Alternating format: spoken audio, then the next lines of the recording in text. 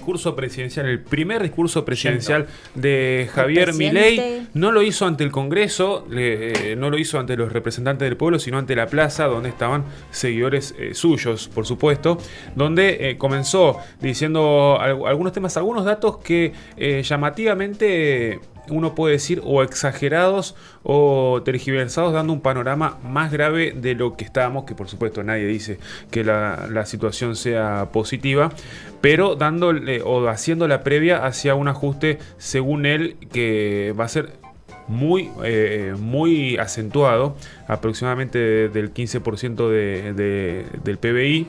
Ese es el déficit que declara y el recorte que él quiere hacer en las distintas áreas del Estado. Pero vamos a ir repasando video a video las partes que consideramos más importantes o más relevantes de lo que fue ayer. Vamos con el primero. Hoy nos deja déficit gemelos por 17% del PBI.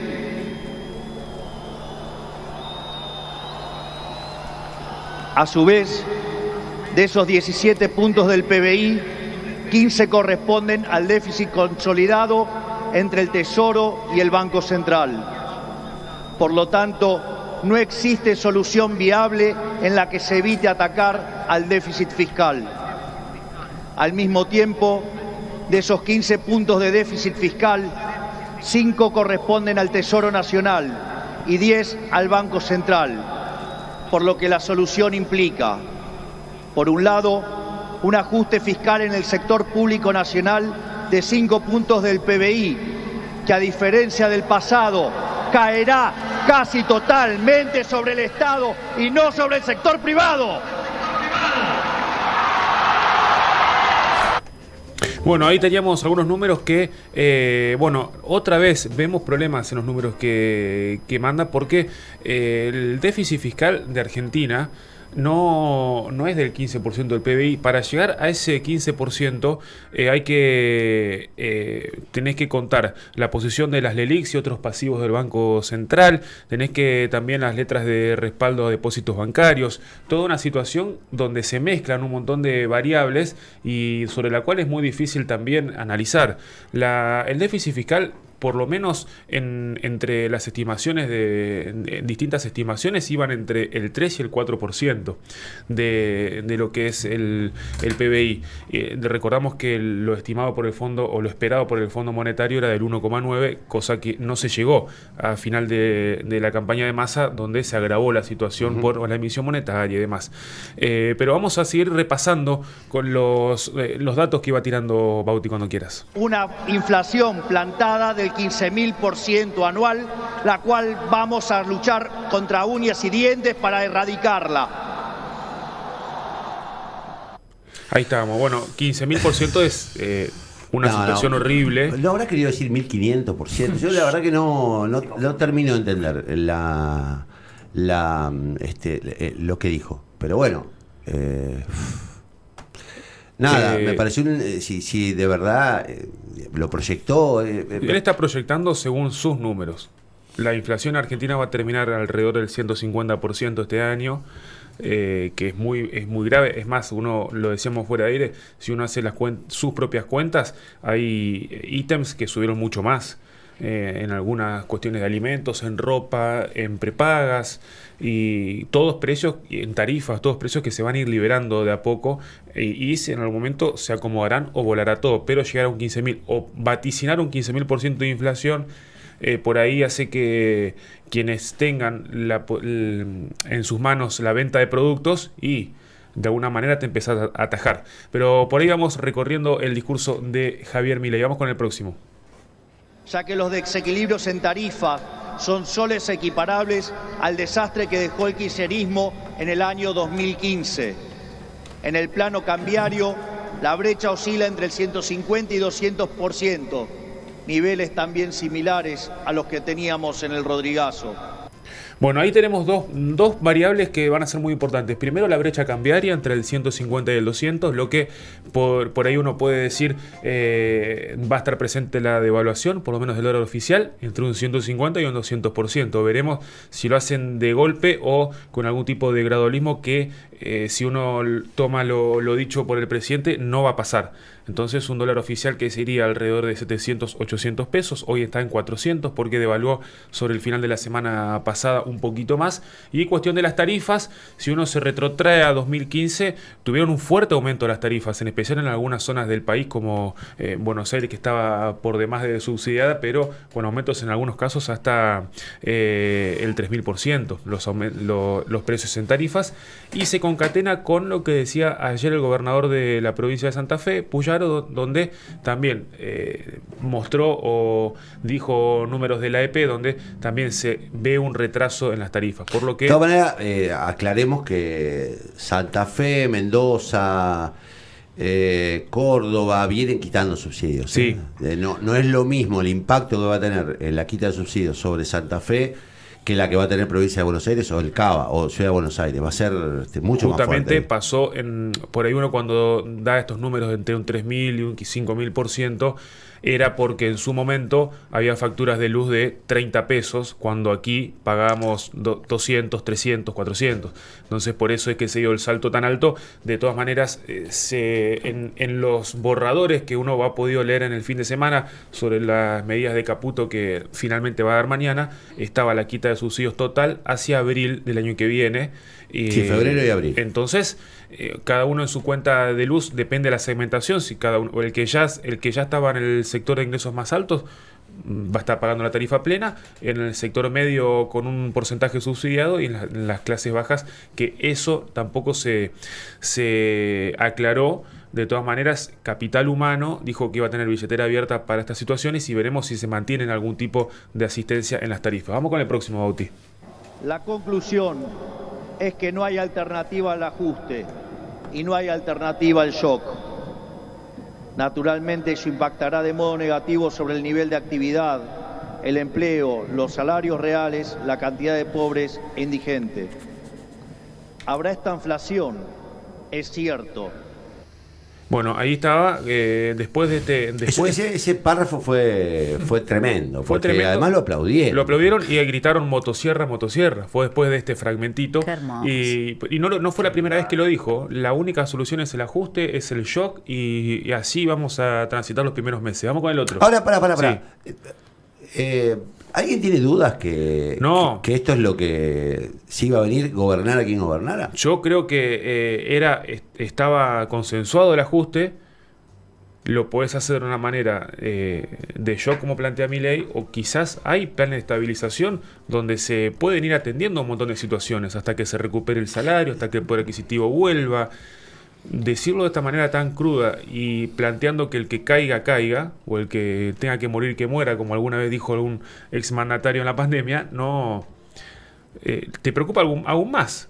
Si uno recuerda, bueno, vos me ayudarás más porque tenés memoria activa, pero lo que fue la salida del 2001-2002 hubo un fuerte ajuste, pero Néstor Kirchner recibió una herencia bastante más complicada que esta. Y que yo recuerdo no se salió. Kirchner no recibió una herencia más complicada. El que la recibió fue Eduardo Duhalde. El que hizo el trabajo sucio fue Eduardo Duhalde con Remes Lenikov. Los que hicieron la devaluación esos 2 años y se bancaron la protesta social fueron Duhalde y Remes Lenikov. Cuando Néstor Kirchner asumió el gobierno, el dólar ya estaba devaluado, ya se había acomodado, estaba en casi 4 pesos.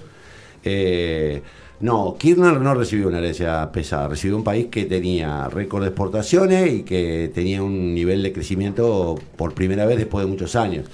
Vamos a decirlo con todas las letras, el que recibió la herencia pesada fue Duhalde. Ajá, y Duhalde se comió en el 2002.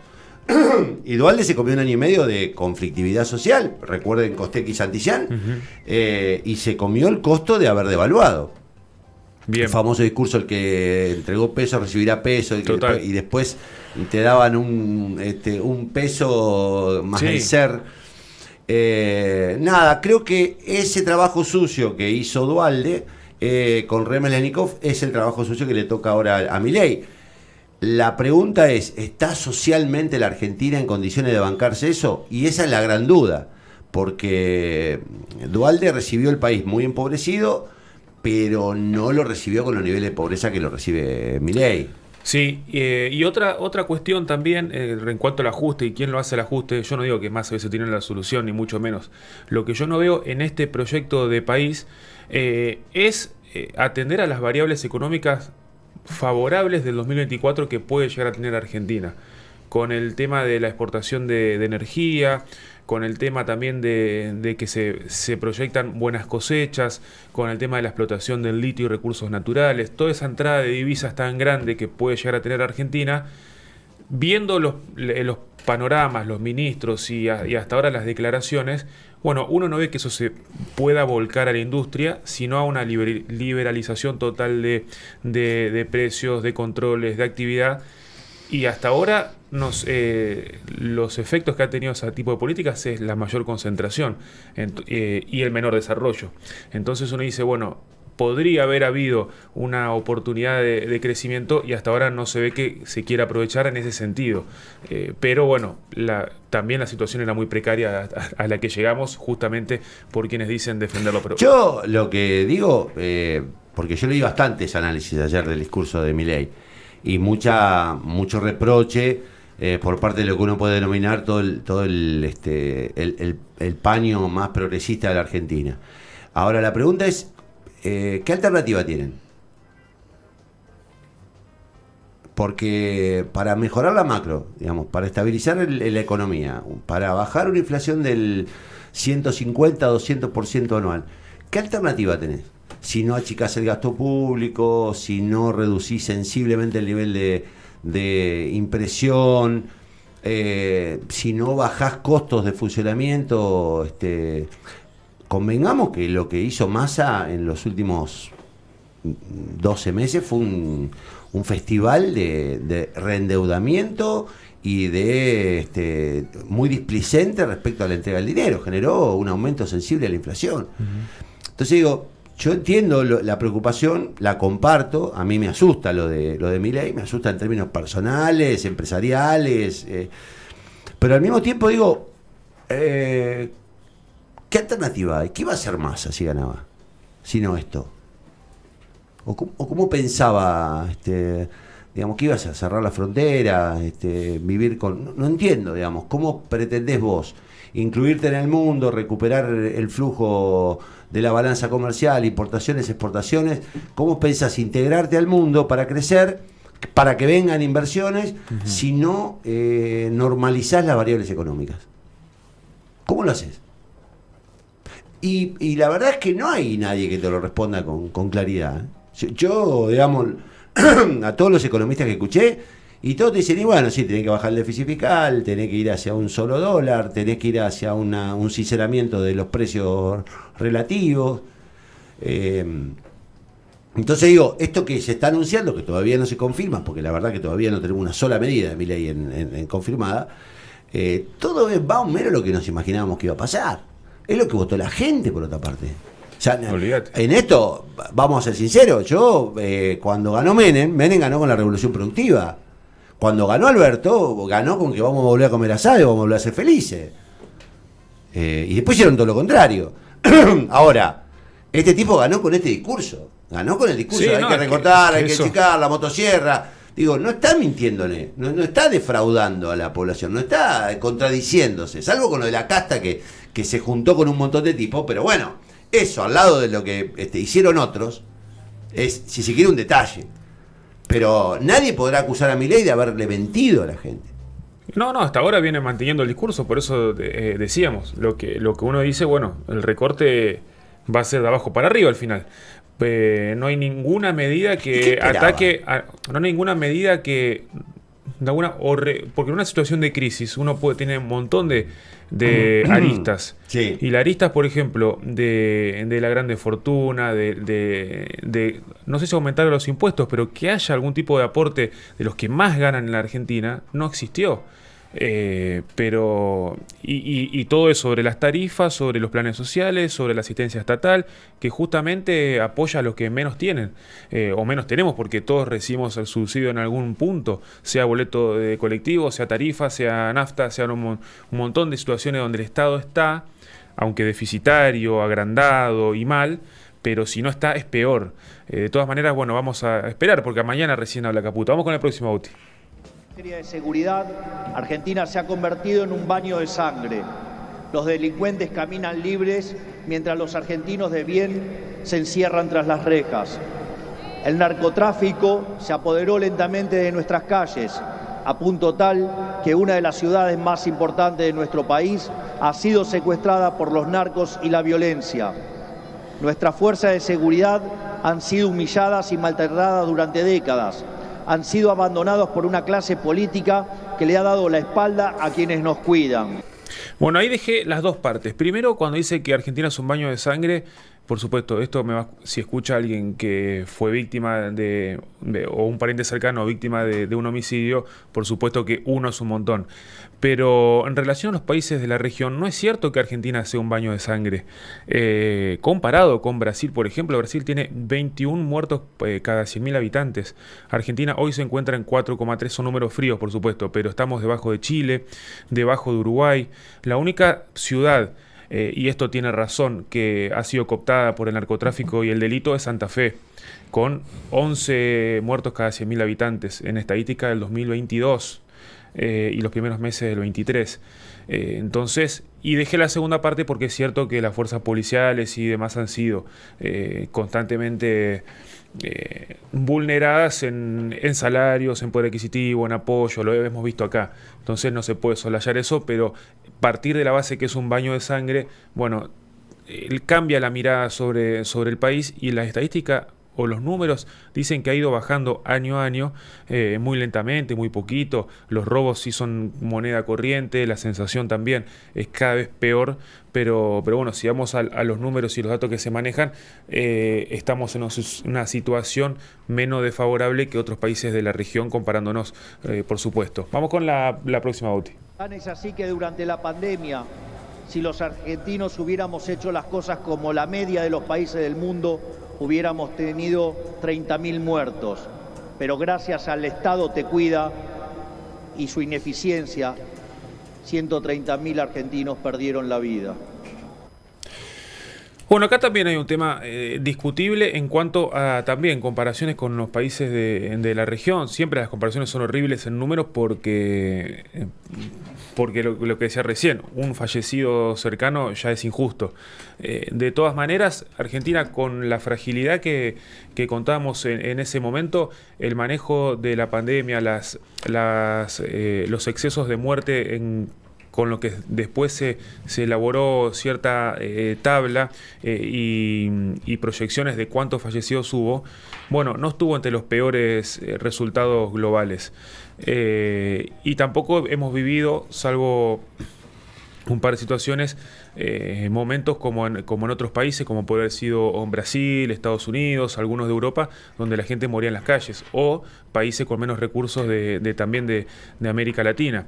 Entonces, y fue gracias a un sistema de salud, repito, precario, desfinanciado y con muchas complicaciones, pero gracias a la red de salud pública fue que se pudo hacer frente a un montón de situaciones de la pandemia, agrupando a todos los sectores políticos. Yo creo que hasta la fiesta de Olivos había un consenso de cuidar, de poner recursos, y después, bueno, con los errores y aciertos que han tenido todos los países, si fue mucho, si fue poco, pero sí es importante destacar la labor de todos los hospitales públicos y los sanatorios. Bueno, el mismo Poletti lo ha destacado un montón de veces, el trabajo coordinado con todos los sectores. Vamos, que queda creo que uno. Un país en el que quien corta la calle violando los derechos de sus conciudadanos no recibe la asistencia de la sociedad. Puesto en nuestros términos, el que corta no cobra. Este fue uno de los momentos más más festejados. Y es el más emblemático, sí. Y bueno, atacando al punto sensible, que son los cortes de calle. Aquí en Santa Fe no lo vemos tanto, pero bueno, Buenos Aires vemos todos los días que alguna manifestación tenés. Y bueno, la utilización de la fuerza para disipar fue lo más aclamado por la gente. lo decíamos, ocupamos un ratito hoy más temprano del programa sobre eso, pero sí, se encuentra una legitimación al uso de la fuerza pública, no sé si visto antes. El tema es quién esté ocupando las calles. Si son los sectores de organizaciones sociales que hoy todos los vemos como ajenos, o en algún momento va a ser en mayor parte de la sociedad según cómo impacten las medidas. Pero a mí lo que me parece, digamos, que hay que remarcar es que la sociedad está demandando eso. La sociedad, cuando digo la sociedad, hablo de la sociedad que lo votó a Milei. Y la sociedad que lo votó a Milei es casi el 60%. Y hay evidentemente un cambio o en todo caso un reclamo de orden. Un reclamo de reencauzar, digamos, por lo menos la convivencia. Y de verdad, más allá de la legitimidad y de la justicia de los reclamos, en Argentina hay como un desmadre de la protesta social, que en muchos casos representa efectivamente el descontento de sectores genuinamente abandonados, y en muchos otros casos funciona como factor de presión de algunos grupos, entre comillas, de poder corporativo, que muestran los dientes a los gobiernos o a los gobernantes para decir, mirá lo que te podemos hacer si queremos. Y en algún momento tiene que haber un pacto sobre esto. Yo entiendo pero tiene que haber un pacto sobre esto. Y creo que el único pacto posible es sobre la ley. Uh-huh. Que es un poco lo que me parece a mí hemos abandonado. Alguien me dijo ayer con mucha claridad que si hay un quiebre en Argentina, ese es el quiebre de valores. Que evidentemente hay como una especie de ruptura de valores. Y alguien me dijo, nosotros venimos a la gestión, hablando de la gestión provincial, para devolver valores. Por ejemplo, demostrar que los funcionarios trabajan y no que llegan a las 10 de la mañana, que se van de viaje, que están de vacaciones, etcétera, etcétera. Digo, devolverle a la gente la sensación de que los tipos están haciendo un esfuerzo por vos y que no que están viviendo de vos. Y en Argentina hay algo que es cierto, hay un montón de gente que no está incorporada a la actividad laboral formal, porque los propios planes sociales los vuelven incompatibles. Entonces hoy, si vos recibís un plan social, te ves impedido de incorporarte a la actividad formal porque perdés el beneficio social. Tiene que haber una modificación de eso, tiene que haber una forma de incorporar a toda esa gente para que de algún modo pueda salir paulatinamente de la actividad meramente de asistencia social. Y tiene que haber una forma que esa gente también respete, en virtud de que vive de los recursos que nacen de nuestros impuestos, nuestra la convivencia, digamos. Sí, hay algo de verdad que nosotros, y creo que es lo que vino a romper Milei, el temor a hablar de ciertas cosas.